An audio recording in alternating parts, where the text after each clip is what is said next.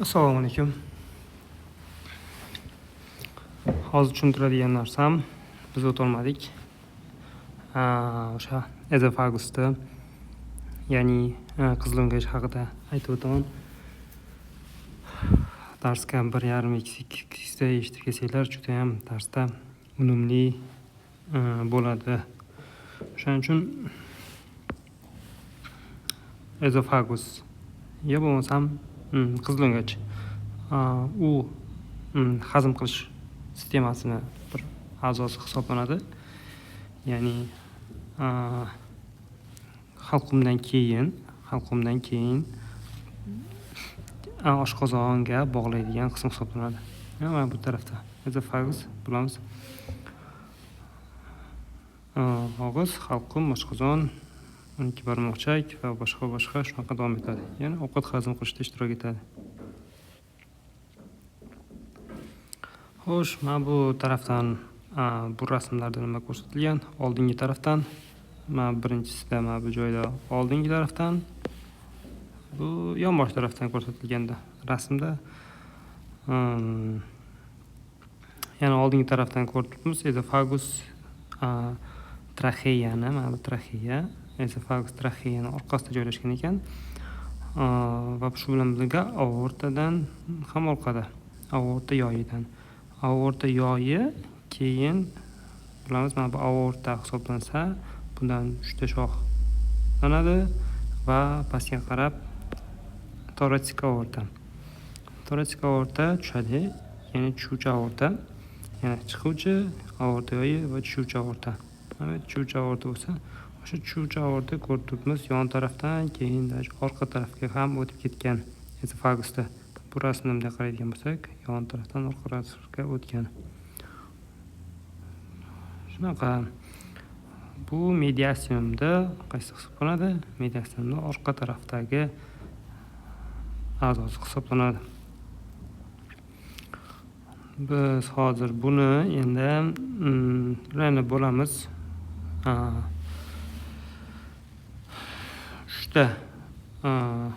3ta bo'lakka bo'lamiz. Ya'ni cervical, toratsik va abdominal qismi.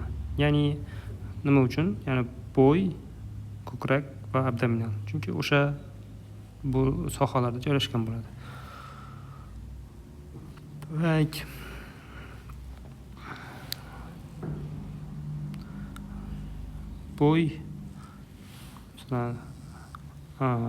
bo'y qismi, cervical qismi qayerda hozir rasmda ko'rsatamiz.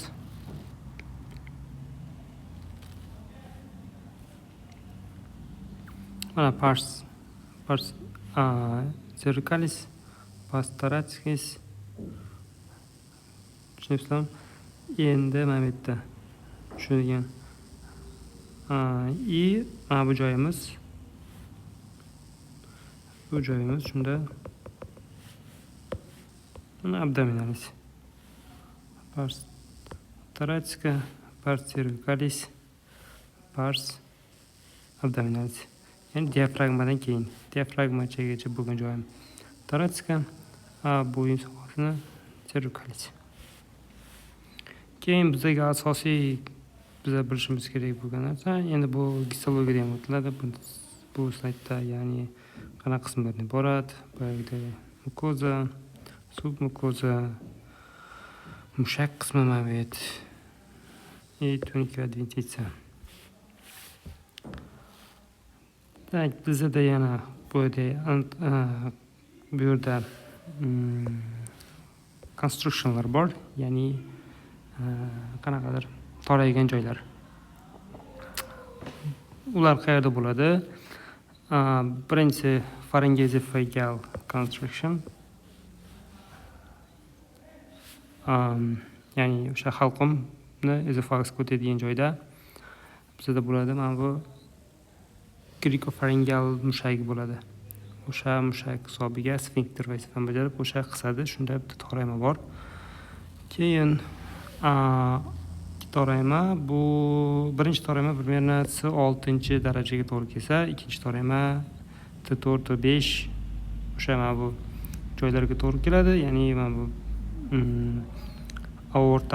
aorta yoyi hosil bo'lishi va mana bu chap bronxni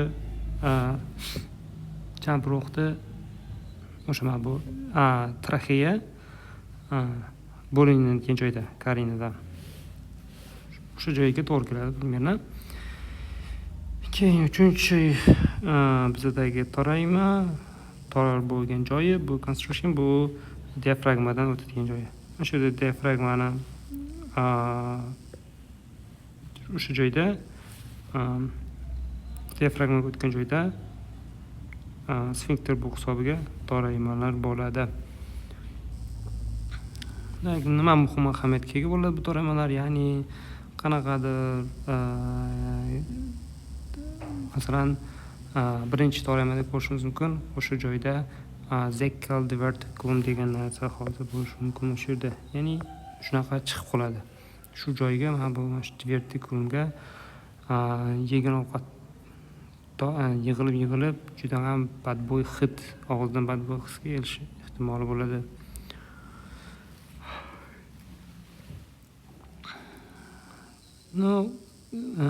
Endoskopiyada masalan ko'rishimiz mumkin, o'sha joylarda toraymalar bo'ladi. Mana bu pastki toraymamizda hozir o'tamiz. Hiatal hernia, ya bo'lmasam GERD bilan bog'liq bo'lgan muammolar. Bu o'sha pastki toraymamizda, ya'ni pastki toraymada, diafragmatik toraymada bizga duch kelishi mumkin bo'lgan o'sha yer bilan bog'liq bo'lgan klinik ahamiyat. Ya'ni bilamiz, ovqatlanamiz, ovqatlangandan keyin bizda kislotalar bo'ladi, ovqat ma'lum miqdorda. O'sha joyda mana bu normal odamda bo'lsa, ya'ni mana bu yerda sfinkter bor. Yo, torayma sfinkter borda endi. Tepa o'sha sfinkter qilgan holatda bo'lsa, mana bu GERD degan gastroesophageal reflux disease bor. Ya'ni GERD deganda o'sha mana bu torayma sfinkter ochilib qoladi. Yetarli miqdorda qisa olmaydi. Shunda yegan ovqatimiz, kislotalar tepaga qarab chiqib ketib boshlaydi. Nima qiladi? U o'sha joyda mana bu hujayralar har xil bo'ladi. Masalan, mana bu oshqozondagi hujayra bor, bu yerdagi hujayralar har xil. O'shani hisobiga u sezuvchanlik kuchli bo'ladi oshqozondagi kislotali ovqatga. Keyin nima bo'ladi? Bu yerda ko'rib turganimizdek inflammation, ya'ni yallig'lanish protsessi ketadi. Agar shu narsa doimiy bo'ladigan bo'lsa, Barrett esophagus olib kelib turib, onkologiyaga ham sabab bo'lishi mumkin, ya'ni o'sma kasalliklariga. Displaziya bo'ladi, keyin displaziya bu onkologiyaga olib keladi. Bu yerda risk faktorlar. To'g'ri, noto'g'ri ovqatlanish, dorilar, masalan, talabalarda masalan ovqat yeb, to'yib ovqat yeb, anaqada nima deydi, partada boshini qo'yib uxlab qolsa ham shunaqa narsaga olib keladi. Shunaqa. Bu bitta kasallik bo'lsa, hiatus hernia degan narsa bor. U keyinchalik ham o'tamiz. Mana bu yerda sfinkterda oshqozon tushib kelgan vaqtda o'sha joy sfinkter yaxshilamasa ham nima bo'ladi? Oshqozon tepaga chiqib qoladi. Oshqozonning bir qismi tepaga chiqib qoladi. Sfinkter bo'lsa, bu oshqozon bo'lsa, shu oshqozon tepaga chiqib qoladi-da. Diafragmaning tepaga. Ya'ni grija deyiladi. Tak. Yana bir klinik ahamiyat. Biz bilamiz, o'sha yerda qaysidir joyda eshitgan bo'lsanglar, qanaqadir fiziologik o'sha toraymalar bor degan, aortada va mana bu joyda degan. Shulardan bittasi qaranglar. Kardiak disfagiya degan narsa tushuncha bo'ladi ertaga klinikaga chiqqaninglarda yoki shunaqa. U nima? Kardiak disfagiya biz o'sha ovqat hazm bo'lishidagi buzilish, ya'ni ovqat hazm qilayotgan vaqti og'rib yoki yaxshi hazm bo'lmasdan mana bu taraf oshqozonga ovqat o'tishi. Nima endi shu yerdan bo'ladi bizada hozir mitral klapan hozir bu yerda yo'q ekan. Mana bu yerda mitral stenoz degan narsa bo'ladi. Ya'ni mana bu yerda bizdagi qon bilamiz, o'pka venasi orqali bizga mana bu yerga qon tomir keladi, qon keladi. Bu yerda bizga qon chap qorinchaga o'tadi. Chap qorinchadan qon aortaga o'tib ketadi. Shu yerda agar mana bu mitral klapanda muammo bo'lsa, qon nima qiladi? Qon mana bu yerda yig'iladi, to'g'rimi? Bu yerda yig'ilib mana bu yerda qon mitral klapan stenozi bo'lsa, qon bu yerga yig'iladigan juda ham ko'p qon nima qiladi?